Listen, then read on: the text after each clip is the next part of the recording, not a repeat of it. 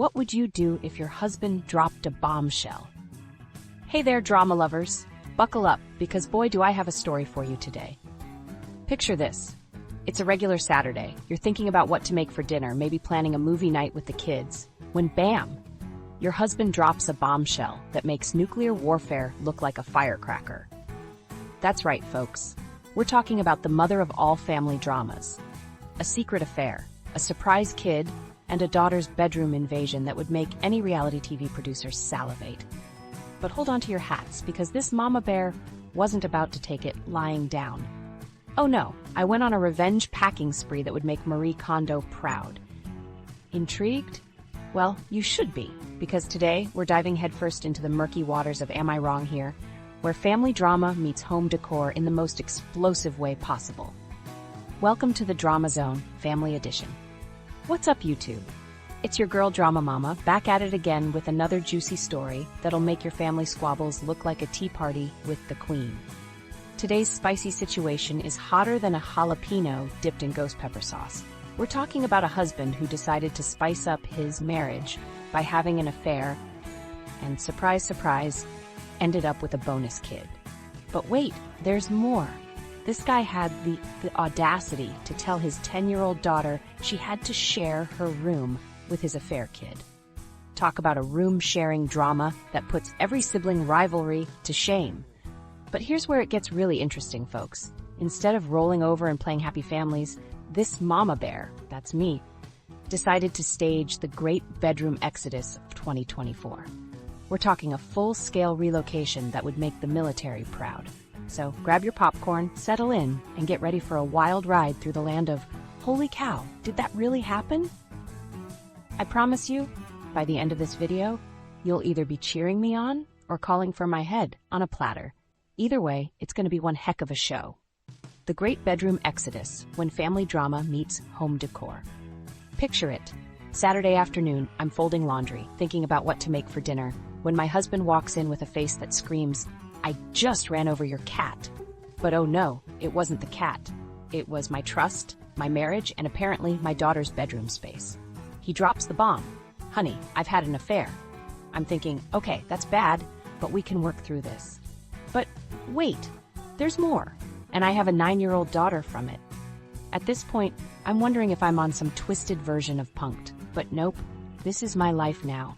And just when I think it can't get any worse, he hits me with the grand finale. Something happened to her mother, so I'm going to get her. Oh, and our daughter needs to share her room with her.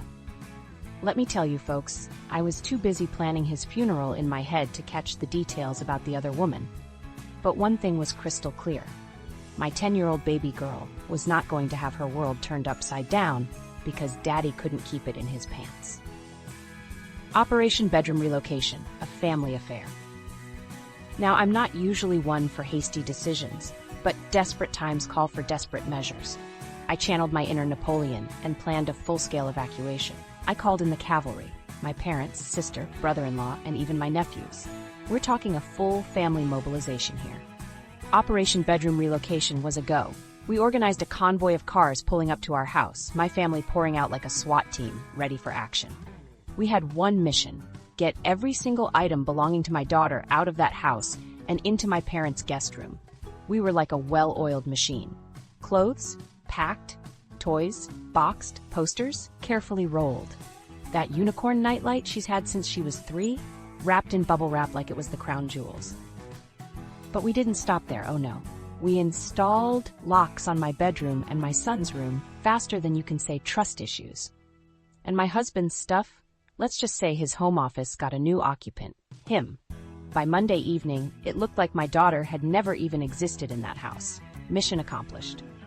The cold reality, affair kid's chilly welcome. Now I know what some of you might be thinking. Drama Mama, aren't you being a bit harsh on an innocent kid? And look, I get it. It's not the kid's fault her dad's a cheating cheater who cheats. But here's the kicker. This child is from a much warmer area. We're talking flip-flops and tank tops warm. And where do we live? In the northern part of the US, where winter isn't just coming, it's here. And it's angry.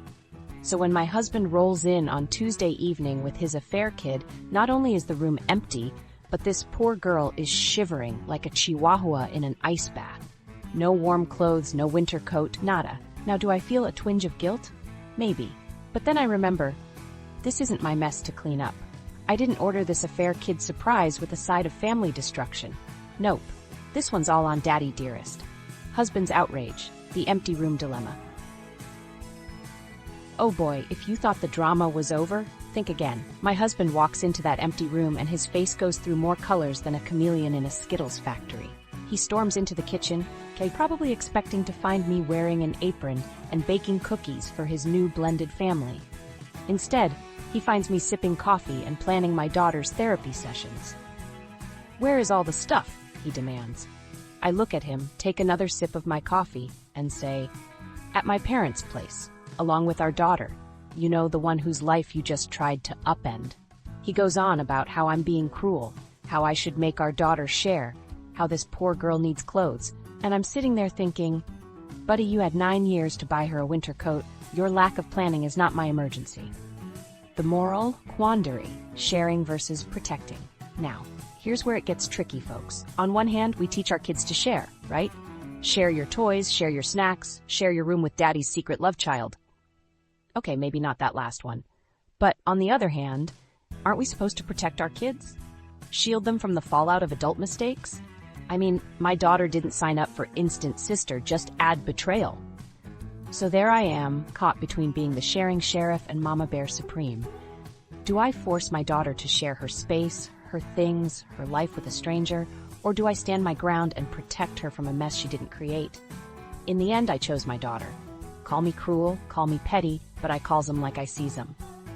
And what I saw was a need to create a safe space for my little girl while her world was crumbling around her. The verdict. Am I wrong here?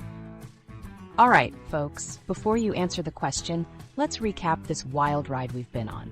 We've got a cheating husband, a surprise love child, a daughter's room in jeopardy, and a mom who decided to play Extreme Home Makeover Empty Room Edition.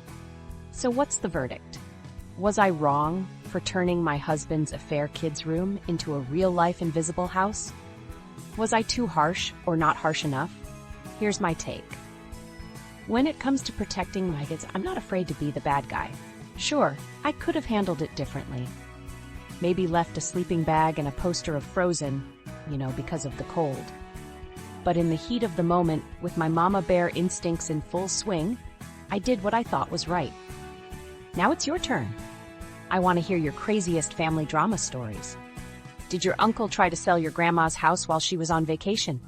Did your cousin bring his 3 ex-wives to your wedding? Drop those juicy tales in the comments below. And hey, if you enjoyed this roller coaster of family drama, don't forget to smash that subscribe button. Trust me, with my family, there's plenty more where this came from. Oh, and before I go, let me give you a little teaser for next week's video. Let's just say it involves a grandmother, a Las Vegas wedding, and an Elvis impersonator who may or may not be the real deal. You won't want to miss it.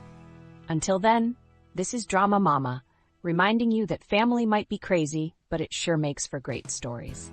Stay dramatic, my friends. Earwax woes, gossip, and family drama. A comedic saga. So there I was, 27 years young, cursed with a peculiar medical condition. An overzealous earwax factory. This little quirk wasn't exactly something I advertised, thanks to some childhood bullying that left me with a permanent aversion to earwax-related chit-chat. Only my wife, my parents, and the loyal denizens of my bathroom knew about this waxy burden. Every other day, like clockwork, I'd perform a bizarre ritual, slathering my ears with a special potion, letting it stew for a bit, then flushing the whole gooey mess out with a rubber-tipped syringe. This symphony of earwax expulsion wasn't just for fun. It was a preventative measure against ear infections, vertigo, hearing loss, and a worsening of my trusty tinnitus. Having grappled with these delightful ailments in the past, I adhered to my ear-cleansing regimen with religious fervor. Now, my schedule is a sacred thing.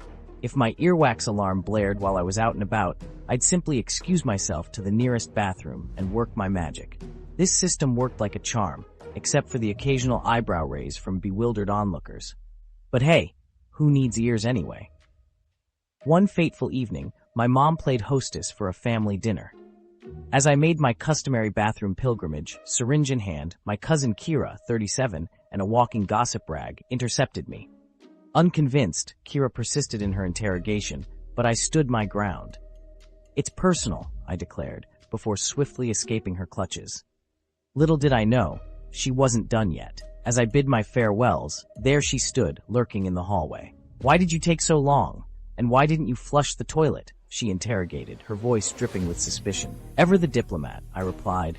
"None of your business." To which she, in a desperate attempt to salvage the situation, offered, "I didn't mean to offend." Fast forward to the following weekend, and I receive a call from a friend inviting me to a casual lunch with the gang. The plan was to meet at his place, saving us the hassle of coordinating a carpool. Upon arriving, I was greeted by a rather somber sight. My friends and Kira, all huddled together on the couch, their faces etched with concern. "We need to talk about your problem," Kira declared, her voice laced with feigned concern. "We just want to help." "What problem?" I retorted, feigning ignorance. Suddenly, it dawned on me. Kira had been snooping, and now she was playing the role of the concerned savior. I couldn't help but let out a chuckle, which quickly morphed into full-blown laughter. "What's so funny?" she demanded, her annoyance evident. "First of all, why didn't you talk to my wife or my parents?" I countered, still chuckling. "I didn't want to involve your enablers," she replied, her voice laced with indignation. My laughter only intensified, much to her chagrin. "Fine, I'm done trying to help," she huffed, before storming out in a theatrical display of wounded pride. I took a moment to explain to my friends, who, it turned out, knew about my condition, but had never pried. I guess Kira's intervention had led them to believe I was hiding some nefarious secret. After thanking them for their support, I bid them adieu and headed out for lunch, convinced that the drama was over. But alas, my naivety was once again shattered. My mom called the next day, informing me that she had spoken to Kira, explaining the whole situation. Apparently, Kira was furious, labeling me an insensitive jerk for not enlightening her and for the audacity of laughing in her face. I argued that I was embarrassed by her nosiness and that she had no right to my personal information. To which my mom, ever the peacemaker, suggested I apologize. And so, my friends, the saga continues. Is this on me for not being more forthcoming with my condition? Or do I have a right to my privacy? Please let me know in the comments. Hi, everyone. Have you ever found yourself caught in a situation where your silence was mistaken for weakness? Well, that's what happened to me. I learned something about myself and my boundaries. And let's just say, things got messy. Today, I'm going to share something deeply personal and emotional. The time I chose not to tell my husband's family that I speak their language, and how that one decision changed everything. Get comfortable because this one has more twists than a soap opera. My husband, Peter, and I had been married for 3 years. We're a little family of 3, well, actually 4 if you count the baby I was carrying. Things were good until financial struggles pushed us to move from my cozy little hometown in Western Canada all the way to Hanover, Germany, Peter's hometown. We bought a lovely home there, cozier than I could have asked for, even if I was still settling into this new chapter of my life. And, of course, I was looking forward to reconnecting with Peter's family. After all, they'd only met me once before, at our wedding. The visit started off okay. I mean, it's always a bit awkward meeting in-laws, right? But over time, I began picking up on something unsettling. They would talk about me, in German, right in front of me. And since I hadn't told them I knew German, they assumed their rude comments were invisible to me. They made snide remarks about my hair, my makeup, my clothes, and worst of all, my pregnant body. I was already insecure about my changing figure, but hearing comments like, "She looks sloppy," or "How does Peter put up with her," made me feel smaller every time we visited. It was crushing. I couldn't take it anymore. I opened up to Peter about how his family's judgment was wearing me down. I felt exposed, powerless. I still didn't tell him that I understood what they were saying, but I asked him to speak to his family. To my relief, he promised me he would. For the next few months, life improved. The comments stopped. Or maybe they just got smarter about hiding them. I chose to believe that things were finally okay. And then my daughter was born. Beautiful, perfect baby Lilith. We chose her name not for its meaning, of the night, but because every girl in my family has been named Lilith for generations. It was a legacy I was proud to pass down. But Peter's family didn't quite see it that way. They hated the name. They said it was dark and inappropriate. I could feel the silent judgment all over again. I avoided seeing them for a while, partially due to postpartum depression, but also because I couldn't bear their commentary. When I finally worked up the courage to attend my mother-in-law's birthday, things escalated. As soon as we walked in, everyone clamored to hold Lilith. I declined. It wasn't personal. I just wasn't ready to let go of her so soon after giving birth. Postpartum emotions are no joke, and I was barely holding it together, and that's when it happened. My sister-in-law, with zero shame, turned to my mother-in-law and called me a fat, ugly, hokey addict in German for refusing to let them hold my baby. I froze. A fire was burning in my chest, and then I snapped. I turned to both of them and said, in perfect German, "I've heard everything you've ever said about me, every snide comment about my body, every insult, but this, calling me names in front of my child, is the last straw." Their jaws dropped. It was as if the world had stopped spinning. And then, chaos. The table exploded. People shouted at me, saying I betrayed their trust by hiding the fact that I could understand their language. Somehow, I became the villain in their narrative. Peter and I left immediately. We haven't spoken to them since. It's funny, isn't it? By saying nothing, I let them underestimate me. But speaking up cost me their approval. And you know what? I don't regret it for a second. Setting boundaries isn't easy, but it was the right thing for my daughter, for my mental health, and for our family. So let me ask you, what would you have done in my situation? Was I wrong for keeping my cards close to my chest? Let's talk about it in the comments. Thanks for sticking with me through this story. If you found it relatable, or maybe it made you think, don't forget to show the video some love by liking it. Hit that subscribe button and turn on your notifications for more real-life stories like this one. And share this with someone who needs a reminder that sometimes speaking up is the bravest thing you can do. Until next time. Prepare for takeoff, a sky-high seat swap saga. Alright folks, buckle up because we're about to embark on a journey that'll make your standard turbulence feel like a gentle massage. Have you ever made someone cry on a plane? No, probably not. Well, stick around, because today's flight comes with a complimentary side of tears, served in our luxurious Economy Plus section. That's right, ladies and gentlemen. Today, we're diving into the wild world of airplane etiquette, where the altitude is high, and apparently, so are the emotions. So sit back, relax, and enjoy our in-flight entertainment. Am I wrong here for making seat swapper cry? Let's find out if I'm the villain in this high-flying drama, or just a passenger trying to enjoy the legroom I paid for. Airplane drama, when seat swaps go wrong. Welcome aboard, everyone. This is your captain speaking, and by captain, I mean your humble YouTube host, ready to navigate through the turbulent skies of social awkwardness. Today's flight plan includes a deep dive into an airborne altercation that'll make you think twice about ever saying, "Sure, I'll swap seats again." Now, before we take off, let me remind you that this tale comes with a few warnings. Fasten your seatbelts. This story's got more twists and turns than a budget airline's route map. In case of emotional distress, oxygen masks will not drop from above. You're on your own, folks. And finally, a disclaimer. No flight attendants were harmed in the making of this video, though I can't say the same for my reputation.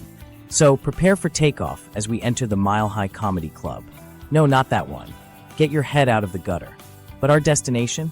A place where comfort meets controversy, and legroom becomes the battlefield for morality. Setting the scene, a comfy seat and an unexpected request. Picture this. There I am, settling into my Economy Plus seat, feeling like a budget royalty. I've got my neck pillow, my noise-canceling headphones, and enough legroom to almost stretch out my 5 feet 9 inches frame. Life is good. But then, faster than you can say turbulence, a woman approaches. Let's call her Karen, because, well, it fits. She's got that look in her eye, the one that says, "I'm about to ask you for something you won't like." Karen, excuse me, would you mind switching seats with my son? He's in 32B. Now, for those of you who don't speak airline, let me translate. She's asking me to give up my spacious Economy Plus seat for a regular economy seat. You know, the ones where your knees become best friends with the seat in front of you. The cash conundrum, asking for reimbursement. being the reasonable adult that I am, stop laughing. I decided to approach this logically. Me, sure, I'd be happy to switch. Do you know how much cash you have to reimburse me for the extra I paid for this seat? You'd think I just asked her to give me her firstborn child. The look of shock on her face was priceless. It was like I'd suggested we do the rest of the flight upside down. Karen, how can you be so cruel? My 9-year-old son has anxiety about sitting alone. Now, I'm no parenting expert, but I'm pretty sure making strangers responsible for your kid's emotional well-being isn't in any of the books. Exposing the hypocrisy. Comfort versus care, but wait, folks, it gets better. Being the curious, slightly petty person that I am, I had to ask, me, did you offer the person sitting next to your son your economy plus seat? Karen, no, because I need the legroom. I couldn't make this up if I tried. There she was, claiming her son's anxiety was my problem to solve, while she wasn't willing to sacrifice her own comfort. It was like watching a tennis match of hypocrisy, and the ball was firmly in my court. So I did what any mature adult would do. I called her out on it. Me, so, you care more about your own comfort than your son's well-being? If you really cared, wouldn't you give up your seat and move to the back? The emotional fallout, tears, upgrades, and judgments. Now, I expected a comeback. Maybe a witty retort, or even a grudging admission. What I didn't expect was the waterworks. Karen let out a wail that would put air raid sirens to shame. How could you? She cried, as if I'd just told her that Santa isn't real and that her dog doesn't actually go to a farm upstate. As she stomped away, leaving a trail of tears and judgy looks from other passengers, I couldn't help but feel like I'd just starred in my own airline drama. Move over snakes on a plane. We've got sobs on a plane coming to a theater near you. But the story doesn't end there, my friends. About 10 minutes later, a man sits down next to me, grinning like he'd just won the lottery. Grinning man, thanks for not moving, buddy. Got a sweet upgrade. And just like that, I'd made someone's day while simultaneously ruining another's. Talk about a balanced karma flight. Debating the dilemma, rights, responsibilities, and reactions. Now, here's where things get interesting. As we cruised at 30,000 feet, I had plenty of time to reflect on what just happened. Was I wrong for questioning her parenting in public?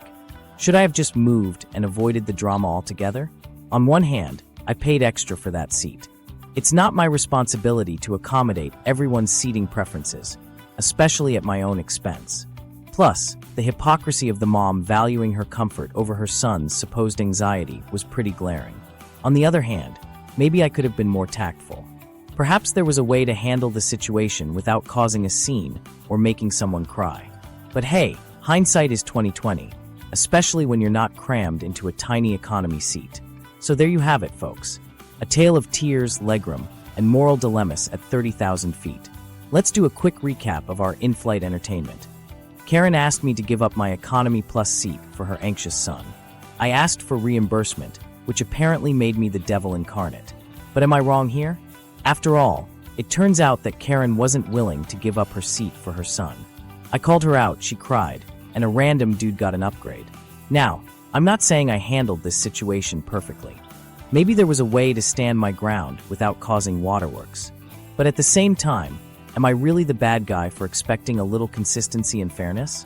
My wife seems to think I crossed a line by questioning Karen's parenting in public.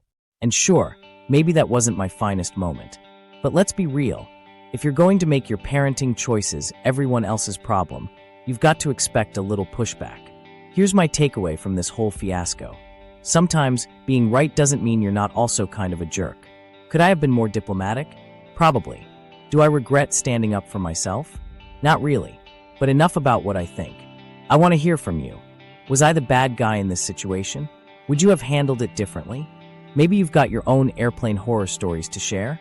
Drop your thoughts in the comments below. And hey, if you enjoyed this high-flying drama, don't forget to hit that like button and subscribe for more tales of social awkwardness and moral quandaries. Remember, folks, always fasten your seatbelts, store your carry-on properly, and think twice before asking strangers to solve your parenting dilemmas. This is your captain signing off. Until next time, may your flights be drama-free and your legroom plentiful. Hey there, drama lovers and pet enthusiasts. Buckle up, because boy do I have a story for you today. Picture this, a woman, her loyal furry companion, a fiancé, and his allergic daughter. Sounds like the beginning of a bad joke, right? Well, it's my life, and let me tell you, it's no laughing matter. Or is it? That's right, folks. Today, we're diving headfirst into a tale so wild, so ferocious, you'll be begging for more. It's the ultimate showdown, dog versus daughter. Who will come out on top? Will love conquer all, or will we all end up in the doghouse? Stay tuned to find out. All right, gather round, my fellow YouTube addicts. I'm about to spill the tea on the most ridiculous family drama since the Kardashians discovered Instagram filters. First things first, let me introduce you to the star of our show, Max, my gorgeous golden retriever. This handsome devil has been my ride or die for 7 whole years. We're talking unconditional love, slobbery kisses, and enough shed fur to knit a sweater for every member of BTS. Now enter stage left, Tim, my fiancé. He's 37, has a great smile, and apparently a severe case of amnesia when it comes to important conversations about pets, but we'll get to that later. And, last but not least, we have Emily, Tim's 9-year-old daughter. Sweet kid, loves unicorns, and oh yeah, she's violently allergic to dogs. We're talking full-on Exorcist-style reactions here, folks. Hives, wheezing, the works. So here's where it gets juicy. Tim and Emily move in with me and Max. Cue the Allergic Apocalypse. Now, I'm being asked to choose between my fur baby and my future stepdaughter. Talk about your Sophie's choice, am I right? Today we're diving deep into this doggone dilemma. Is keeping Max really putting me in the doghouse? Am I the villain in this furry tale? Stick around because this story's got more twists than a poodle's coat after a spin in the dryer. Meet the players, Max, Emily, and the allergy from hell. Let's break this down, shall we? In one corner we have Max, 70 pounds of pure golden fluff. This good boy has been my constant companion through thick and thin. Bad breakups? Max was there with a sympathetic paw. Binge watching The Office for the 17th time? Max didn't judge. In the other corner we have Emily. Sweet kid, really, but put her within 10 feet of a dog and suddenly she's doing her best impression of a pufferfish having an asthma attack. We're talking hives, wheezing, the whole shebang. It's like her body decided to throw a rave, and every allergic reaction got an invite. The honeymoon phase, when puppy love meets human love. Now, let's rewind a bit. When Tim and I first started dating, it was all rainbows and butterflies. He knew about Max from day one. Heck, our first date was a walk in the park with my furry wingman. Tim's exact words were, "Oh, don't worry about Max. It won't be a problem. Emily doesn't live with you, so it's fine." Oh, sweet, naive Tim, if only you knew the shiznit storm that was about to hit our love nest. Moving day mayhem, when fur hits the fan. Fast forward to moving day. Picture this, Tim and Emily arms full of boxes stepping into their new home. Max, being the goodest of boys, trots up to greet them, and then... achoo! Emily's face puffs up faster than a marshmallow in a microwave. Tim's looking at me like I've just punted his kid across the room. And there's Max, sitting pretty, completely oblivious to the chaos he's caused. Operation Paw Promise, failed attempts at canine coexistence. Now, being the reasonable adult that I am, I tried to compromise, I really did. I suggested more solutions than a Rubik's Cube champion on Red Bull. Keep Max out of Emily's room? Check. Deep clean the house more often than a germaphobe in a public restroom? Done. Invest in air purifiers that could probably filter the air on Mars? You bet. Part-time doggy daycare? Absolutely. But apparently none of this was good enough for Tim. It's like trying to please Gordon Ramsay with a microwave dinner. No matter what I do, it's raw. The ultimatum, doggy or daughter. And then came the bombshell. Tim drops this gem on me. Imitating Tim's voice again? You need to put Emily first. We need to rehome Max for her safety. I'm sorry, what now? Rehome Max? My furry son? The goodest boy who's been by my side for 7 years? That's like asking me to cut off my right arm because someone else is left-handed. And then the cherry on top of this crap Sunday. If you don't, we might need to rethink the wedding. Oh, Tim. Sweet, misguided Tim. You done messed up. Hey, Ron! Family feud, Team Dog versus Team Kid. Of course, once word got out, everyone and their mother had an opinion. Tim's family came at me like I'd suggested we feed Emily to the wolves. You're prioritizing a dog over a child. How could you be so selfish? Excuse me? Last time I checked, Max didn't ask to be brought into this situation. He was here first. What am I supposed to do? Return him like a defective toaster? My friends are split. Some are on Team Max, waving their dogs before dudes flags. Others are looking at me like I've suggested we solve world hunger by eating the poor. The moral mutt lemma, pup versus parenting. Now I get it, on paper it looks bad. Woman chooses dog over child. That's the kind of headline that gets you dragged on Twitter faster than you can say cancel culture. But here's the thing. Max isn't just a dog, he's family. He's been there for me through thick and thin. When I had the flu and was hugging the toilet like it was my long-lost twin, who was there? Max. When I got that promotion and celebrated by dancing around the living room like a drunk giraffe, who joined in? Max. And now I'm supposed to just... what? Dump him at the nearest shelter with a free-to-good-home sign? Yeah, no, that's not happening. Plausible solutions, thinking outside the doghouse. So what's a girl to do? I've been racking my brain harder than a mathlete at the Olympics. Here are some of the brilliant solutions I've come up with. Build Emily a human-sized hamster ball to roll around in. Allergies solved. Convince Tim that Emily's actually allergic to him. Sorry, honey, you gotta go. Train Max to wear a full-body doggy hazmat suit. Fashion-forward and allergy-friendly. Move into a duplex, dogs on one side, humans on the other. It's like the Parent Trap, but furrier. Okay, I know. These are about as practical as a chocolate teapot, but can you blame a girl for trying? The rough decision, forever home or happily never after. So here I am, stuck between a rock and a hard bark. On one side, I've got Max, my loyal companion, the Samwise to my Frodo. On the other, I've got Tim and Emily, my chance at a ready-made family and a future that doesn't involve dying alone surrounded by golden retriever memorabilia. The decision feels impossible. It's like being asked to choose between pizza and tacos for the rest of your life. They're both amazing. Why can't I have both? But life isn't a buffet, and apparently I can't have my dog and my stepdaughter too, so what's a girl to do? The verdict, forever love or forgotten dreams. All right, YouTube fam, let's recap this doggy dilemma. I have a perfect golden boy named Max. My fiancé Tim and his allergic daughter Emily moved in. Emily's allergies went nuclear. Tim wants me to rehome Max. I said, hell no. Now everyone thinks I'm the villain in a Disney movie. So what do you think? Am I wrong for refusing to give up my dog for my fiancé's allergic daughter? Should I stick to my guns and keep my furry friend? Or should I wave the white flag and say goodbye to Max for the sake of my future family? Drop your thoughts in the comments below. Are you Team Max or Team Emily? Or are you Team everyone in this story needs therapy? And hey, if you enjoyed this ferocious tale of family drama, don't forget to hit that like button. It's free and it helps me more than you know. And if you want more stories that'll make you say, thank God that's not my life, smash that subscribe button and ring that bell. Until next time, keep your friends close, your dogs closer, and your antihistamines even closer. This is your girl, signing off. Stay pawsome, YouTube. A 25-year-old me, swirling in the intoxicating whirlpool of anime and video games, head over heels for a fellow nerd named Sarah. I mean, come on, she was the whole package. Anime aficionado, gaming guru, and a wicked sense of humor that resonated with my inner sarcastic soul. Naturally, my heart did somersaults every time our paths crossed. Mustering all my courage, I finally took the plunge and confessed my feelings over a plate of delicious diner grub. Alas, my dreams were promptly dashed as Sarah friend-zoned me faster than a Sonic the Hedgehog spin dash. Ouch. Heartbroken but not defeated, I followed the sage advice of my friends and moved on. Enter Sophie, a breathtaking artist whose camera lens captured the world's beauty with an almost magical touch. Our connection was undeniable, and after a whirlwind of dates, she became my official girlfriend.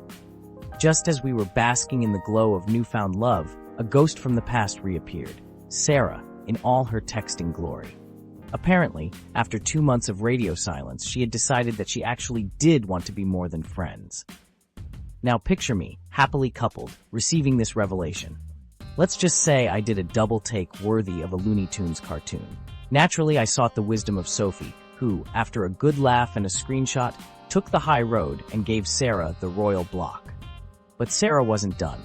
2 days later, she materialized on my doorstep, spewing a dramatic monologue that would have made Shakespeare proud. Apparently, she was furious that I dared to find happiness with someone else while she was busy being well, non-existent in my life.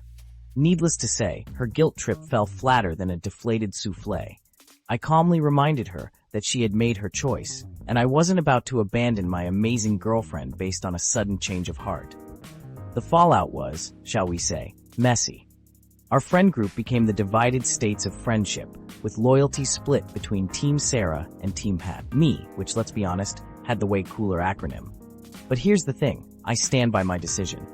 Sarah's behavior was, to put it mildly, bonkers. She ghosted me, reappeared when it suited her, then threw a tantrum when I didn't drop everything for her whim. The moral of this story? Sometimes people surprise you with their capacity for the dramatic. But staying true to yourself and your partner is always the right move, even when faced with the theatrics of a suddenly sentimental Sarah. So, dear friend, let this be a cautionary tale.